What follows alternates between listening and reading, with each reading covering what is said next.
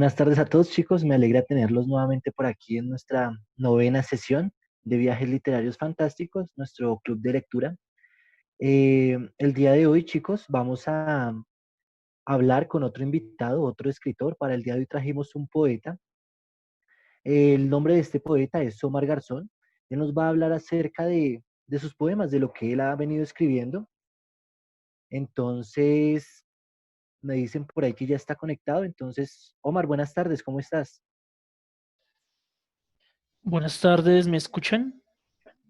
Sí, sí, señor, sí te escuchamos. Bueno, buenas tardes, muchas gracias. Qué pena, pregunto porque tuve algunos inconvenientes. Estaba en una reunión y tenía inconvenientes con el audio y la cámara, por eso no tengo cámara en este momento. Disculpas por eso también, pero Ok. muy complacido de que pues me hayan invitado a esta pequeña tertulia, a esta reunión y chévere que se propicien este tipo de espacios para los chicos y bueno, para todo el mundo en general. Gracias, Vale, David Omar. Barbón. Muchas gracias por haber asistido, por haber venido, por haber aceptado la invitación. Bueno, les comento cómo va a funcionar. Entonces, Omar pues nos va a compartir inicialmente algunos de sus poemas, nos los va a leer y pues a partir de ello pues vamos a realizar como una charla con él. Entonces, si en algún momento tienen alguna pregunta, alguno de los chicos si quiere participar, ya saben que por medio del chat pueden pedir la palabra, listo, y pues así mismo se les activará el audio. Entonces, pues Omar, quedamos en tus manos, te escuchamos. Muchas gracias, David. Muchas gracias, compañeros, eh, por, de nuevo, por esta invitación. Yo soy Omar Garzón. Yo soy, bueno, mm, trabajo en un colegio también. Justo tengo una pregunta. ¿Esto es una reunión de chicos de octavo o No, no, señor, pues lo no? estamos intentando ampliar. Inicialmente es de un colegio como tal, pero intentamos ampliarlo. Igual aquí se conecta gente externa, gente que no tiene nada que ver con el colegio, entonces pues no hay ninguna población en específico. Entiendo, muchas gracias. O sea que yo podía ampliar la invitación a amigos. Sí, claro, sí, señor. No lo sabía. Creí que era algo cerrado y bueno, no le informé a ningún conocido. Bueno, de pronto en otra oportunidad. Claro Y que sí. bueno, yo soy Omar Garzón y yo trabajo en un colegio, sí, soy director de un colegio y soy director de una corporación también que busca recursos para niños del occidente de Bogotá, de Suba, Engativá, de la zona periférica de la ciudad. El colegio trabajo en un colegio privado, como les decía, director del colegio Van Leeuwenhoek. Van Leeuwenhoek fue el precursor del microscopio. Y bueno, también escribo algo de poemas, también soy director de un programa de radio y de una revista cultural que se llama Occidente 21. Y bueno, complacidísimo, digo, de estar acá. Voy a compartirles algunos textos, poemas. No sé, David, cuánto tiempo tengo, 5 minutos, 10 minutos o... Yo creo que para compartir los poemas, unos 10 minutos tienes más o menos. Bueno, perfecto. Entonces voy a compartir, muchas gracias. Voy a compartir, pues, algunos textos de eh, un libro y pues después obviamente supongo que habrá un diálogo y bueno, charlamos.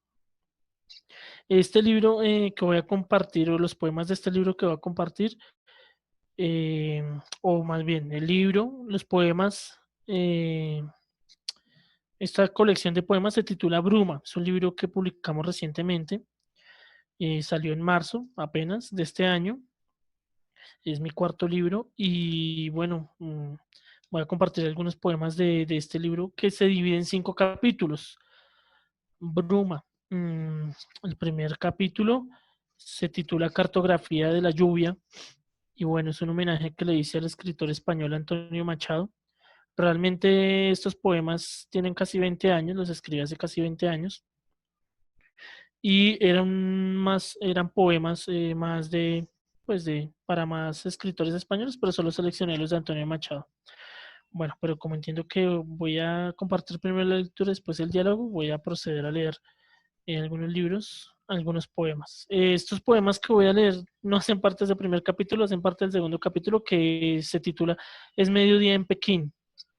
Este capítulo tiene dos epígrafes de dos poetas colombianos, bogotanos de hecho, El primer epígrafe es de Johnny Vanegas, se titula Sabe que no sabe, y su certeza es el abismo. El otro epígrafe es de Aldemar González González, la sed es la fuente y el precio del llamado. La sed es nuestro sitio en el agua. Fábula del árbol, la caspa y el niño que escapó del mar. Tengo un árbol en mis brazos. Mis dedos son ramas cuando la noche domina las arrugas de mis manos. Son raíces cuando en mis uñas se resguarda la tierra del camino. A veces me sacudo la cabeza y del mar que es mi cabello se desprende el firmamento. Sombra el universo. Mi boca, el agujero negro que ilumina. El poema herido de la madrugada hambrienta. El canto débil que se quiebra como el viento. Vivir es el arte de morirse lentamente. Me repite como lamentándose porque sabe que debe ser cortado, quizás muy pronto, por un que era un abortivo y que aprendió a hablar con los árboles desde el día en que se quedó vacío, desde el día en que se quedó sin ojos, desde el día en que se quedó sin alas. Este otro poema se titula Sobre el campo el agua mustia. Dibujo el poema que sale de tu boca como el humo y los versos que florecen de tu pecho como un canto y la tarde triste que baja por tus ojos. Recreo las palabras que solo tú entiendes y conoces. Un libro, una caricia, un verso, una noche, una mano, el amor. No hay necesidad de crisantemos, tornasoles o elegías. Tu mirada basta. Solo tu sonrisa para hacer los secretos de la noche. Persigo el poema que sale de tu rostro como el humo y tomo un poco de agua con mis manos y la esparzo por tu rostro para que tus lágrimas no estén solas. Y te abrazo fuertemente, aunque a veces a mí también me falta el aire. Este poema se titula Esto no es una oda al mar.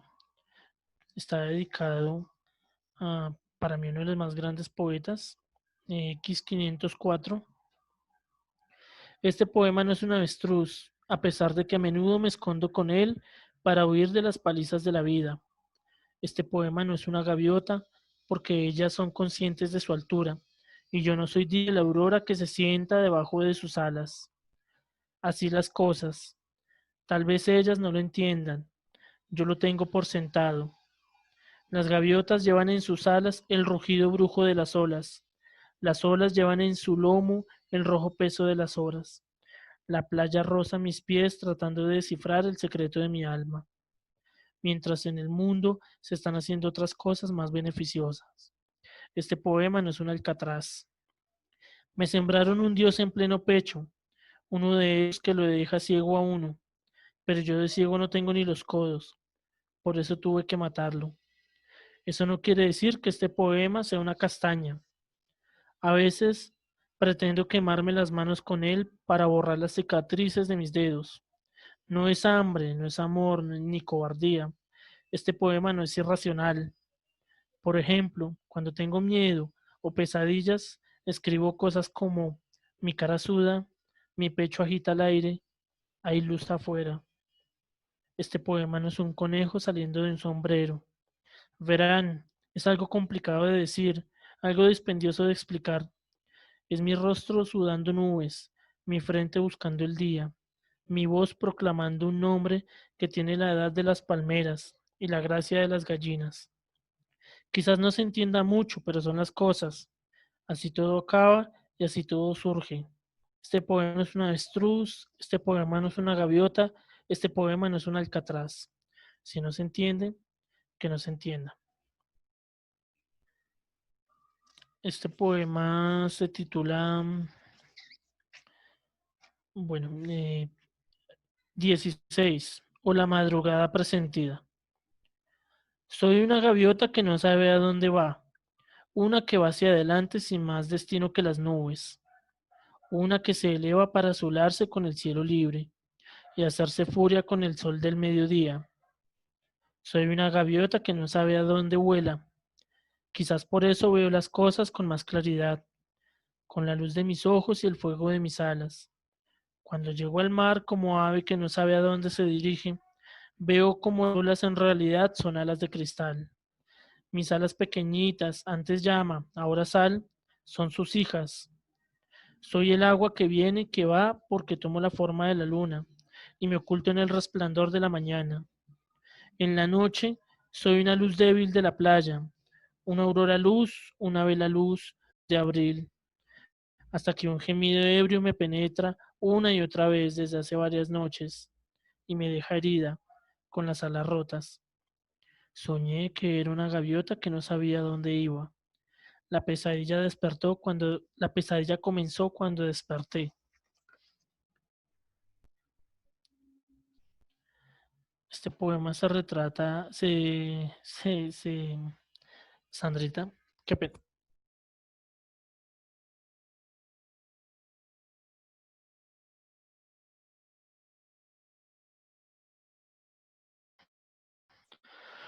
Qué pena. 13, o retrato del papá que tenía los ojos afilados. Una vez agarré todo el cielo con mis manos infantiles. La tomé, la abracé, le di forma de unicornio, de paloma, de avestruz. Se iba y volvía y nos abrazábamos. Se despedía. Y al otro día venía, me abrazaba. Un día llegó mi padre, me miró desde allá arriba y me abismé. Entonces el cielo no volvió. Casi no recuerdo el mensaje de su azul. Debe ser que papá no entendía de nubes, ni de astros, ni unicornios, y mucho menos de avestruz. Un puñetazo ebrio le bastó para borrarlo todo. De mi cielo niño, solo quedan unas flores que dejó mi padre en la tumba de mi infancia después de que me la mató. Estos dos últimos poemas. 11. O el papá que una vez fue oscuridad. No sabía lo que era, pero ahora lo comprendo. Era tu luz que me cegaba y a la que temía, tu voz que me golpeaba en las ladras de mi infancia, tu haz que de improviso me partía en las mañanas, tu cruz de ebrio que era también mi cruz de niño insomne, esa vez en que no sabía lo que era, pero lo supuse. Era tu rostro que visitaba mi reflejo algunos días en un espejo que me mostraba el laberinto de mis ojos y que me señalaba como declarándome culpable de la vida, de la noche y de la muerte que aún no conocía, pero que me llamaba a gritos desde mis edades más tempranas. No sabía lo que era, pero ahora todo es claro. Toda pretenciosa luz es negación y desarraigo. Toda iluminación impuesta es amputación y herida. La búsqueda constante es la verdadera claridad. 10. O el papá que primero fue un sol agonizante. Yo tengo la mirada de mi padre y el rostro de su soledad. Heredé sus desilusiones y sus sueños incumplidos. Su silencio es el mismo silencio mío como es mía la desdicha. Como él, también tuve un jade y fui esclavo de su brillo. Con su peso me quemé las manos y los ojos con su luz. Esas piedras no están hechas para mí ni para mi destino. Soy hijo de la noche y del mate que reclamo y me reclama, huella de los chamanes sembrados en la selva virgen de la América y de sus semillas más alcohólicas. Provengo de la estirpe más adúltera del señor de Zipán, de la más errante. Yo mismo soy un andante sin destino. Soy hijo de la noche y camino como buscando mis raíces, pero aún no sé para dónde voy. Yo tengo la mirada de mi padre y el rostro de su soledad. Muchas gracias, compañeros, y David Barbón. Listo, Omar, muchas gracias a ti por habernos compartido estos poemas. Pues de mi parte los disfruté bastante, me gustaron bastante. Mientras los chicos van realizando las preguntas, me gustaría que nos contaras, iniciaras contándonos qué es la poesía para ti. Bien, muchas gracias. Bueno, la poesía para mí ha sido mi forma de desahogarme, mi forma de, pues, de pasar por este mundo, de tramitar estas laderas. Pues estos poemas, por lo menos que acabo de leer, hacen parte de mi adolescencia. Son poemas que escribí, como decía, hace 20 años casi. Y bueno, trataban de gritarle al mundo esas cosas que no podía. Yo siempre fui muy tímido, fui muy malo en el colegio para hacer amigos, yo era muy malo jugando play, yo no sé bailar, en las minitecas yo iba solo porque por el refrigerio y cuando lo daban me iba porque yo era muy malo socializando y pues en mi caso las poemas me sirvieron para eso, para socializar con otras personas que en este caso eran autores, que algunos estaban muertos, vivos.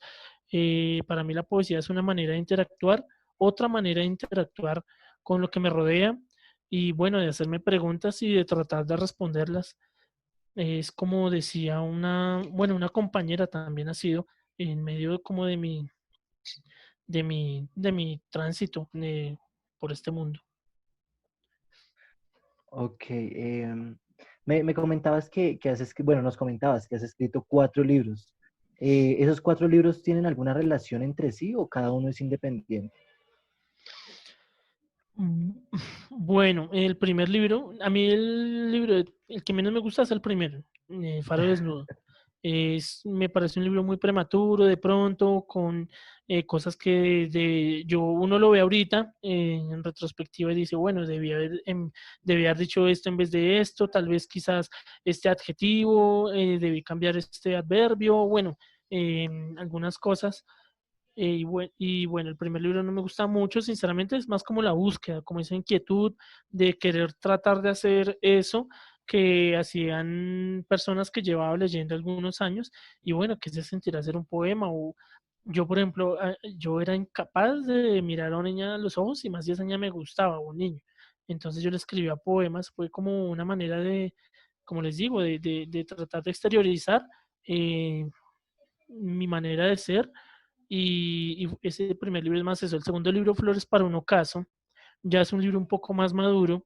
Sinceramente, ese libro es el que yo podría decir que me ha generado, bueno, vivir de literatura y de arte en Colombia es difícil, dificilísimo, es casi que imposible. Tal vez un puñado de personas lo logran. Y yo afortunadamente puedo decir que ese libro, ese segundo libro, me ha dado para vivir y porque me ha generado algún recurso económico que con esto, bueno, puedo vivir 2, 3, 4, 5 meses con este dinero que me generó por esto. Ese libro, gracias a esos poemas un poco más maduros, un poco más elaborados, un poco más rigurosos, ya no tan adolescentes, por llamarlo de alguna manera, o ya no tan eh, como inmaduros, ya con un poco más de lecturas, me generaron algunos premios, me permitieron viajar por algunas partes del país y bueno, a otros países también. Ese segundo libro, Flores para un ocaso, es una denuncia, es una cartografía. Sandrita, qué pena, me ayudas a cerrar las ventanas, hay mucho ruido. Gracias. Ese libro me permitió, es una denuncia, sinceramente, ese libro. Yo tuve la oportunidad de hacer un recorrido por algunas partes de la geografía nacional y escuchando, estuve en Tacuello, por ejemplo, escuchando cómo el problema con, ustedes saben, en el Cauca, casi que el Cauca pareciera un país aparte y ocurren, en el Cauca convergen todos los tipos de violencia del país. Y estuve yo en ese sector, en Trujillo, en Tacuello, bueno, y pude conocer de primera mano el azote y el látigo de la violencia. Tuve la oportunidad de estar en San José de Apartado, en la comunidad de paz de San José de Apartado, y escuchar cómo las vivencias. Estuve en los Montes de María, y bueno, y tuve la oportunidad de ver el Salado y de caminar por esas calles donde ocurrieron cosas tan atroces. Ese viaje a mí me gusta la geografía, yo estudié geografía pues de manera empírica, yo ingresé a la Universidad Nacional a estudiar ciencias sociales, no culminé, pero me quedó esa inquietud por la geografía. Mi línea de investigación en la Universidad Nacional, no, qué pena, en la Universidad Pedagógica Nacional, habían 2 líneas de investigación cuando yo entré, una línea de investigación de historia y una línea de investigación de geometría, de geografía. Em, Mi profesor de la línea de investigación de geografía en la Universidad Pedagógica fue Danilo Carantón. No sé si ustedes han tenido la oportunidad de pronto de ir al Parque Nacional y ver que hay un mapa grande en relieve de Cundinamarca, que está ya muy maltrecho y bueno, muy descuidado ese mapa en relieve de Cundinamarca. Uno se queda ahí mirándolo. Mi profesor de geografía fue el que hizo ese mapa en la Universidad Pedagógica Nacional, el profe Danilo Carantón, que ya pues falleció, ya incluso cuando fue mi profesor ya estaba muy avanzado en edad, 70 y pico de años, y tuve el orgullo y el privilegio de que él haya sido mi profesor en la línea de investigación de geografía en la pedagógica. Y siempre me ha gustado la geografía. Otra de las cosas que hacía, aparte de, pues, de esto de la escritura en mi niñez y mi adolescencia, no sé, tenía un gusto curiosísimo por los poemas, por los mapas. Me gustaba mirar mapas, no sé, yo cada vez que voy a una ciudad, lo primero que hago, a un país, lo primero que hago es comprar un mapa de la ciudad o del país a donde voy. Me encantan los mapas, tengo una colección de mapas en mi casa y siempre yo podía pasar horas y horas y horas en mi casa a los 10 12 años mirando mapas. No sé a qué se debe eso, pero me gustaba dónde estaban los ríos, dónde estaban las carreteras, lugar, y me imaginaba yo por allá. Y estas dos cosas convergieron en mí, la geografía y la poesía. Y salió el libro Flores para un ocaso, que es el que me digo que es el que les digo que pues me ha abierto muchas puertas, no solo en el campo cultural, sino en la docencia. Y bueno, ese libro, gracias a ese libro, por ejemplo, pude entrar a trabajar a la alcaldía en Idea Artes como tallerista de literatura. Gracias a ese libro, bueno, he ganado algunos reconocimientos literarios, como le decía, ese es mi segundo libro, y es más una denuncia pública y una denuncia andadita que surgió de un viaje que hice a raíz de, por varias partes del país. Después viene un libro que se llama Un poeta es un satélite en constante caída. Es un homenaje que pues le hago a varios autores y sobre todo autores que no solo se han sentado en un escritorio a escribir, valga la redundancia, sino que la razón de su vida también ha sido pasar a la acción. Esas convicciones que ellos han tenido las han hecho realidad y las han hecho vivibles. Por ejemplo, hay un poema dedicado a Javier Heró, el poeta peruano que falleció en la selva peruana y que, bueno, que era guerrillero. Hay un poema a Dylan Thomas, por ejemplo, el famoso poeta galés Dylan Thomas. Hay un poema dedicado a Emiliano Zuleta. Me encanta el vallenato, el buen vallenato, el vallenato de verdad. O sea, cuando hablo de vallenato, y qué pena el paréntesis, cuando hablo de vallenato no me refiero a Silvestre Angoña, esta, qué pena la expresión, porquería que pretenden vendernos como vallenato. Me refiero a vallenato, a los juglares del vallenato, Emiliano Zuleta, a los Zuleta, bueno, en general, Alejo Durán, toda esta línea, y bueno, de ahí para atrás. Es un homenaje al vallenato. Bueno, este libro, Un poeta es un satélite en constante caída, es un homenaje a varios escritores, a varios cultivadores de la palabra. Después viene ese es el tercer libro. El cuarto libro es este que se titula Bruma. Es un libro que recogen, son los últimos poemas que yo tenía para publicar hasta el día de hoy. Y es curioso porque yo no me había fijado y un amigo me hizo caer en cuenta de eso, que el primer capítulo del libro son los poemas más viejos, tienen 20 años estos poemas. Y el último capítulo del libro es un homenaje a tres amigos que ya fallecieron, son los poemas más recientes porque los tres los escribí hace 2 años y un año. Y el libro es como un viaje por mi trabajo literario que no había sido publicado y bueno, ya después de esto ya no tengo más poemas para publicar. Estoy trabajando en otro libro de poemas con otra visión tanto de la poesía como de la vida y muy distinto a esto que he escrito hasta ahora. Y Bruma es mi más reciente libro que se supone que se va a presentar en varias universidades del país y en varias librerías. Ya tenemos algunas invitaciones, pero bueno, obviamente se echaron a perder por todo este tema. Sí, Pero ok. me ha servido porque entonces no hubiera podido estar con ustedes. Sí. Sí, menos mal, entonces estamos aquí. Invito a Juan Andrés Unidio que te quiere realizar una pregunta. Sí, señor, cómo no. Dale, muchas gracias, profe. Hola, espero estés bien. Pues quería decirte que la verdad me encantan, no soy muy fan de la poesía, pero creo que tu poesía es como muy profunda y la verdad sí le llega a uno como a tocar y a dar como un vacío de pensamiento raro, pero como que a uno le gusta. Entonces, por ejemplo, estuve leyendo tu poema llamado Hay Caminos y da como a entender un poco acerca de que la vida es un completo círculo y pues discúlpame, pero se siente un poco vacía la vida al final porque a pesar de la diversidad y a pesar de todos esos caminos que existen y que tú nos das a entender, se llega al mismo punto que es nada. Entonces, pues, ¿qué piensas acerca de ese pensamiento que puede llegar a generar tu poema? Gracias. Muchas gracias, Juan Andrés. Y bueno, encantadísimo de conocerte también. Ese poema, yo soy muy susceptible, no sé, yo soy muy llorón, o sea, la verdad. La última vez que algo me hizo llorar fue como la violación de la niña en Vera por parte de los soldados. Eso, y debo reconocerlo, lloré, ¿sí? No a moco tendido, ni me embriagué, ni nada. Se me salió una lagrimita como leyendo la historia, la crónica. eh, y bueno, eso me ha pasado siempre, sigo muy llorón, como les digo, ese poema yo lo escribí en El Salado, por ejemplo. No en El Salado, después de que salí del Salado, quedé como tan cargado, ustedes van allá y se siente, hay como una energía, no sé, hay como algo distinto. Si no saben qué ocurrió en El Salado, no les voy a contar, yo los invito a que de pronto ustedes puedan consultar qué fue lo que ocurrió hace unos años en El Salado y de pronto ustedes de primera mano se puedan enterar, porque lo que ustedes puedan encontrar en El Salado tal vez no lo encontré yo, o sea, otra percepción, y ese poema lo escribí después de esa visita al Salado, y bueno, lo escribí llorando prácticamente, era más largo, ese poema creo que era 3 o 4 veces más largo de lo que finalmente fue publicado, y lo que pasa es que aparte de que la poesía para mí fue mi manera de exteriorizar lo que yo sentía, lo que yo era, lo que no me salía con palabras habladas, la poesía también me sirve como divertimento. La poesía también es un ejercicio matemático, si se quiere. ¿Por qué? Porque hay unas reglas gramaticales, hay unos hemistiquios, hay unas, bueno, sinalefas, hiatos, onomatopeyas, oxímoronos. Bueno, hay muchas cosas, hay muchas herramientas en el lenguaje que uno va metiendo entre los poemas. No todos los poemas son rimados, pero sí los poemas deben tener un ritmo, eh, como algo, son como un río que van dando. Ese poema era mucho más largo y pues yo le hice algo de carpintería que llamamos, le quité unos versos, le corregí otras cosas y finalmente quedó ese poema y caminos. Y era muy largo porque, como les digo, tenía mucho por decir y tenía mucha piedra con el gobierno, con los soldados, con los paramilitares, con la misma población, conmigo mismo me dio mucho mal genio y empecé a escribir ese poema como un canto y con rabia y con ira.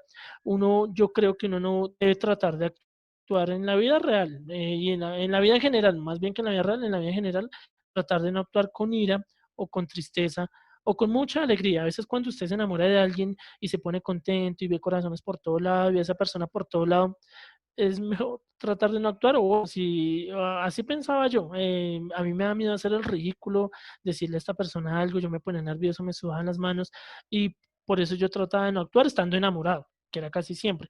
Tampoco yo trato de actuar teniendo mal genio, porque pues uno con rabia puede llegar a matar a alguien, por ejemplo. Entonces uno debe de pronto tratar de pensar las cosas y ese poema yo lo escribí con rabia y después con tristeza, después con dolor, después con esperanza. Finalmente quedó ese Hay Caminos. Y bueno, como les digo, ese hace parte del libro Flores para un ocaso. Con ese poema, por ejemplo, gané un premio en Sopó, en el del premio de poesía Eduardo Carranza hace unos años, gracias a ese poema de Hay Caminos que yo por lo menos no escribo para concursar. Los concursos de poesía de pronto le sirven a uno para visibilizarse un poquito, que otras personas que también están haciendo lo mismo conozcan lo que uno hace, pero pues bueno, uno envía un poema como quien compra un billete de lotería. Yo por lo menos envío un poema, a ver si de pronto se gana algo, si no, pues mi vida sigue, no hay problema. Es más, a veces yo concurso y a mí se me olvida que yo envié tal poema, tal concurso, hasta que en un mes, 2 meses me dicen, bueno, felicitaciones, usted se ganó este premio, o quedó en segundo, en tercer lugar. Así me ha sucedido a mí, y bueno, gracias a ese poema que lo escribí con rabia, ahora lo miro con algo de esperanza. eh, Eso me ha servido. Esos poemas han sido mi bitácora, ese viaje que hice a lo largo del país. Ok. Bueno, ahora invitamos a Valeria Blanco, que también te quiere realizar una pregunta. Dale, discúlpame, muchísimas gracias. No, Gracias, profe. Juan Andrés, a ti. Bueno, muy buenas tardes. Buenas tardes. Mi pregunta es la siguiente. ¿Qué es el primer pensamiento que se te viene a la cabeza antes de escribir un poema? Gracias, Valeria, y bueno, un gusto también en conocerte. La verdad, los poemas llegan como asaltan, como un ladrón en la noche, como dice por ahí en la Biblia. Tú vas caminando y de repente se te ocurre algo. Y yo lo que hago es que apunto la idea, uno o dos rengloncitos, apunto la idea por ahí en una hoja o algo y sigo mi camino. A veces uno está durmiendo, me sucede a mí, me sucede a mí y se me ocurre algo, miércoles, hubiese pasado esto, o bueno, qué bonita imagen poética acaba de venir. Entonces lo que yo hago es que la escribo en un papel y al otro día en mi escritorio comienzo a trabajarla, a hacerle carpintería, a mirar. A veces yo puedo durar una semana escribiendo un poema, 2 días, o duré un poema, ese poema de Caminos duré 5 años escribiéndolo, por ejemplo, antes de publicarlo, duré 5 años escribiendo ese poema de Hay Caminos, desde que lo escribí hasta que, desde que lo plasmé por primera vez en el papel, hasta que le hice toda la carpintería y ya dije, listo, lo voy a dejar así, ya como fue. Entonces, digamos que no es que a mí, listo, no me sucede a mí, de hecho creo que a muchos no les sucede, me voy a sentar a escribir un poema y ya. No te aseguro que de pronto si uno dice eso, no se le va a ocurrir absolutamente nada y va a quedar uno nublado porque a mí no me ha sucedido. De pronto sí ocurre con los cuentistas, con los narradores. Quiero escribir un cuento sobre tal cosa y se sientan y empiezan a escribir, a escribir. No ocurre igual con los poemas. Los poemas llegan en el momento menos esperado, en el salón de clases, en el baño, comiendo, en cualquier momento llega un poema y te asalta. Lo que hace el poeta es si puede tratar de agarrarlo, condensarlo y exteriorizarlo. Es simplemente eso. Uno no escribe lo que puede, lo que quiere, sino lo que puede finalmente. Es más eso, Valeria. Bueno, por aquí Dag dice que tiene una pregunta. Dag. Buenas tardes, ¿cómo están? Soy el profe Diego. Hola Diego, ¿cómo estás? Vale, listo. Omar, ¿cómo estás? Bien, sí, señor, profe, gracias, encantadísimo. Encantado. Muy sencilla. Cuando tú, digamos, escribes, ¿tienes como algún pretexto para el lector cuando él lo lea? O sea, que lo interprete o que sienta algún sentimiento, o simple para, digamos, reflejar cómo estás en ese momento. Bien, gracias, profe. Pues sinceramente, yo creo que el éxito de un escritor, no digo que yo lo tenga, yo la verdad no soy muy conocido, sinceramente, más en el mundillo poético, que es un mundillo muy pequeño, pero yo creo que las personas que tienen éxito con lo que escriben es aquellas que logran hacer de algo particular algo colectivo o un sentimiento, o logran colectivizar un sentimiento o una postura.